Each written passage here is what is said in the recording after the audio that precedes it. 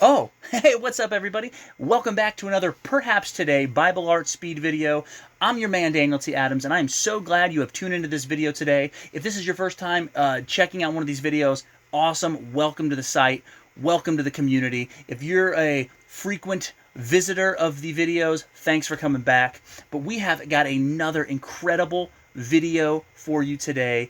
The picture you're going to be seeing is very near and dear to my heart. It's actually made as a gift for someone very close to me and very special in my life. I'm going to be talking about that soon. Don't want to give it away just yet. So we're going to be taking a look at that artwork, but it's not about the artwork. We're going to use the artwork as a springboard to dive and take an expedition into God's Word, because perhaps today we're all about knowing the Word of God better, but not just knowing it, knowing how to apply it in our life. So that's what we're looking at today. We're calling this video Facing Fears, and I'm so excited to share this picture with you. Are you ready to face your fears? Are you ready to know how to do that? Are you ready to arm yourself with your weapon? And oh yeah, that weapon is the Word of God. So let's get going. Venture with me, if you will, as we face fears. No more relax than I gave it all to you. The times, the days of my life, I turned from their view and saw you standing before me. The past had suddenly melted away. All right, we are diving into the picture now. I want to talk about where the idea for this picture came from. As you can see in the picture, there's this handsome little young boy. His name is Joey the Bear, and he is my nephew, and he turns 10 in February. It's like weeks away, and he's already gone through his first decade of life. So this picture is actually in honor of him and as a birthday present for him as he turns 10. And I wanted to make something that would really have a life-lasting impact for Joey. So as I started thinking about turning 10 and stepping into a new challenge of life, there's so many things that are just mysteries and unknown, and just a lot of changes that are happening, not only in his own life as he's growing up, but in the world all around him with the craziness that's going on. And so it can sometimes feel like you're just facing a lot of fears. A lot of things can pop up, a lot of doubt, a lot of fear, and we know that doubt leads to fear, and fear to sin, and sin to death, and the Bible tells us that. But you know what, we wanted to encourage Joey, and so I said, I'm going to make a picture that's going to encourage him no matter what comes at him in life, that he can stand strong. So I started thinking, what verse in the Bible can point to that aspect of life? So I came to 1 John chapter 4, verses 16 and 18, and I'm going to read it for you real quick, and it goes like this. And so we know and rely on the love God has for us. God is love.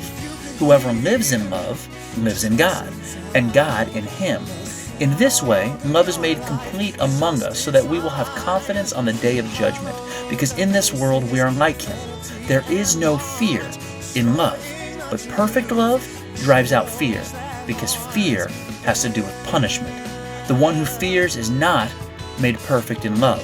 So the first thing, if we're going to dissect these verses here, is looking and understanding the fact that God is love, and that we should rely on his love. Now, I know in this world today that concept can become so tainted, and it has. This world has officially just corrupted and perverted the concept of God and his love. The world wants to say, well, you just love anybody and love all this, and this is all love. It's not. If it's not of God, it's not love. If it's not a godly love, it's not love. So I want to start by making that point. If it's not in the will of God, if it's not within the law and the word of God, it's against God. God hates it. God hates his love being perverted. And actually the word hate, if you look it up, it means it makes an enemy of. So I don't know about any of you today, but I don't want to be an enemy of God. I want to understand his love. That means I have to understand him, because God is love. And it even goes on to say, whoever lives in love lives in God, and God in him. And in this way, love is made complete among us, so that we will have what? Confidence on the day of judgment, because in this world we are like him. How are we like him in this world? If we're perverting love, if we're saying that anything goes, if we're saying it's all about inclusion and that's what life should be and it's all a monotheistic God, so it doesn't matter what you want to call God or what you want to call love, it's all one and the same, that's a lie from the very pits of hell. And so if we can't understand who God is, we can't understand love. And we have one resource to understand who He is, and that is His very own Word. It is His heart, it is His breath, and if we don't stop putting everything else in this world in front of the Word of God and in front of who He really is, how will we ever have confidence on the day of judgment to stand before Him, knowing that that love has been made complete? Love has a purpose. Matter of fact, the word perfect, when it talks about perfect love drives out fear, that word perfect is not the way we think about that word today. We think about it as, oh, perfect means you don't make a mistake. That's not what this word's intention is. This word is a purpose-driven word. The word perfect in the Greek is a word that focuses on the accomplishment of the goal given. So what that tells us is something incredible, is that you were created with a purpose.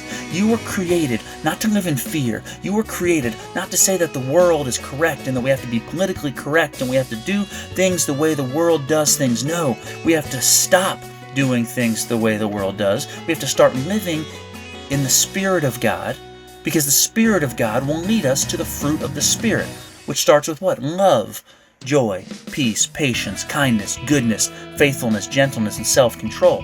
The irony to the fruit of the Spirit, which is found in Galatians chapter 5, is that you can't get to the love without starting at self-control. You can't get to the top of the list without starting at self-control. And so are we living a life of self-control? Because if we actually were to go and take the time to look at Galatians, the fruit of the Spirit, right before that section you would see a section talking about how the Spirit of God is in constant conflict with our sinful nature. And he begins to list some of the ideals of the sinful nature and the desires that we struggle with and the things that we in this world today are saying are okay. And we're saying they're godly and they're not. And we're accepting them in the churches and we're accepting them and still saying that we're Christians and still saying that we're godly. It's a lie.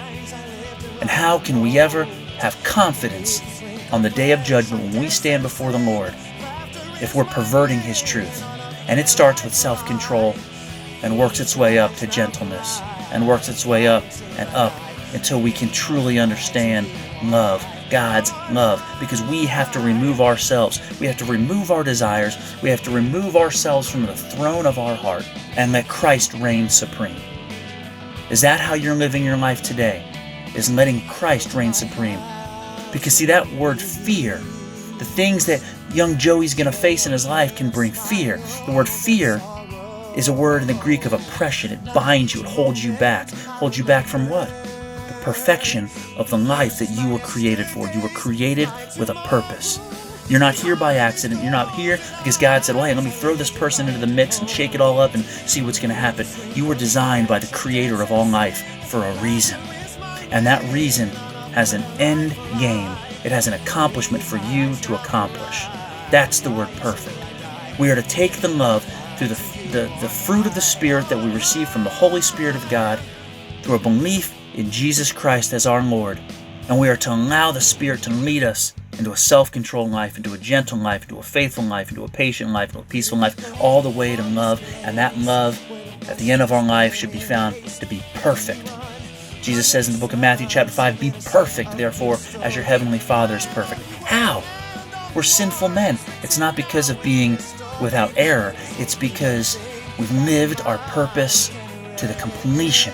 And I think Jesus is our best example of that, because when He was hanging on the cross, Jesus cries out, it is finished. And that word finished is the same word in the Greek as the word perfect, love. So are you ready to live in perfect love? Because there is no fear in love. If you live in love, God lives in you.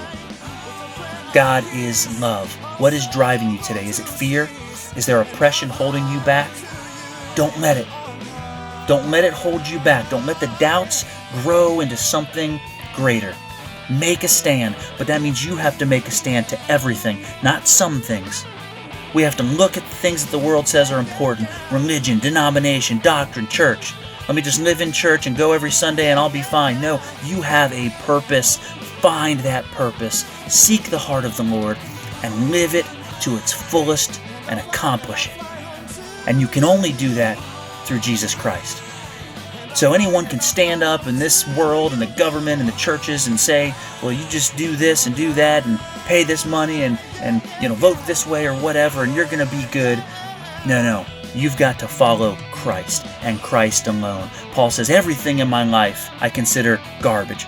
But the only thing that matters is Christ. It's the only thing that has value. What has value in your life? And are you seeking to bring that love to perfection? Are you looking to take the love of Christ and let it play out in your life?